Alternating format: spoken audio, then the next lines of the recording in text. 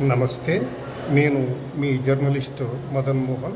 Welcome to our Madan TV news channel. మీ ప్రభుత్వం అధికారంలోకి వచ్చిన తర్వాత రెడ్ బుక్ రాజ్యాంగం నడుస్తూ ఉంది. అంటే దాదాపు స్వాతంత్రం వచ్చి దాదాపు 77 సంవత్సరాలైనా ఈ యొక్క రాజ్యాంగం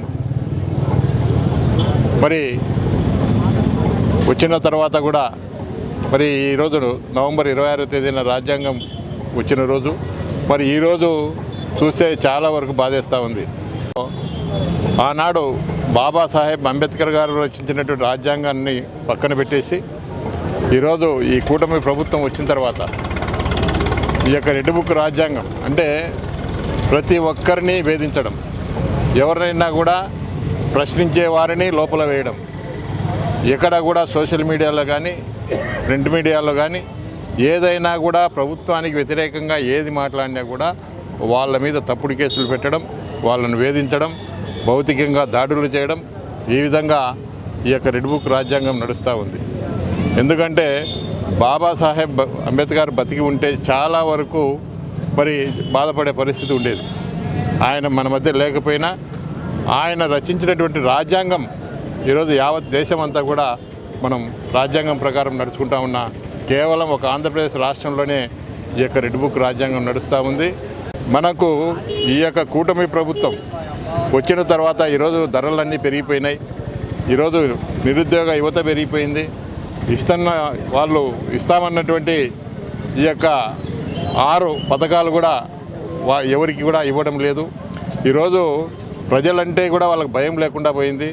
ఎందుకంటే ఈరోజు ఇది మేము ప్రజలు ఎన్నుకోబడిన ప్రభుత్వం కాదు, ఇది ప్రజలకు సమాధానం చెప్పవలసిన పని లేదని చెప్పి ఈరోజు కూటమి ప్రభుత్వం ప్రవర్తిస్తూ ఉంది. ఎందుకంటే ఈరోజు ఈవీఎంలు మోసం చేసి ఈవీఎంల ద్వారా ఎన్నికైన ప్రభుత్వం కాబట్టి మాకు ప్రజలు ఓటు వేయలేదు కాబట్టి ప్రజలకు జవాబుదారీతనం లేదు.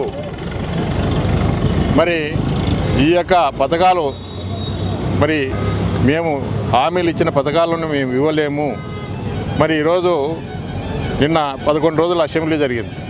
11 రోజుల అసెంబ్లీ జరిగితే కేవలం ప్రజల గురించి కానీ ప్రజల యొక్క సమస్యల గురించి కానీ ప్రజలకు ఏం చేస్తాము, ఏమి అభివృద్ధి కార్యక్రమాలు చేస్తాము, ఏ విధంగా సంక్షేమ పథకాలు అమలు చేస్తామనే విషయాన్ని ఎక్కడ కూడా చెప్పడం లే.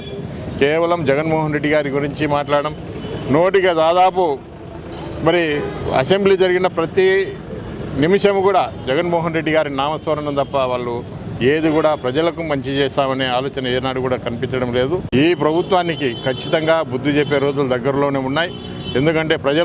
ఎందుకంటే ఈరోజు ఏదో కొంతమంది మాత్రమే ఏదో సోషల్ మీడియా వాళ్ళు లేకుంటే ఎలక్ట్రానిక్ మీడియానో ప్రింట్ మీడియాలోనో వచ్చే సరిపోదు. ప్రతి ఒక్కరు కూడా తిరగబడే రోజులు రావాలి, ప్రశ్నించే రోజులు రావాలి. తప్పకుండా ఈ ప్రభుత్వం ఏదైతే ప్రజా వ్యతిరేక విధానాలకు అవలంబిస్తూ ఉందో ఖచ్చితంగా ప్రతి ఒక్కరు కూడా ప్రశ్నించాలి.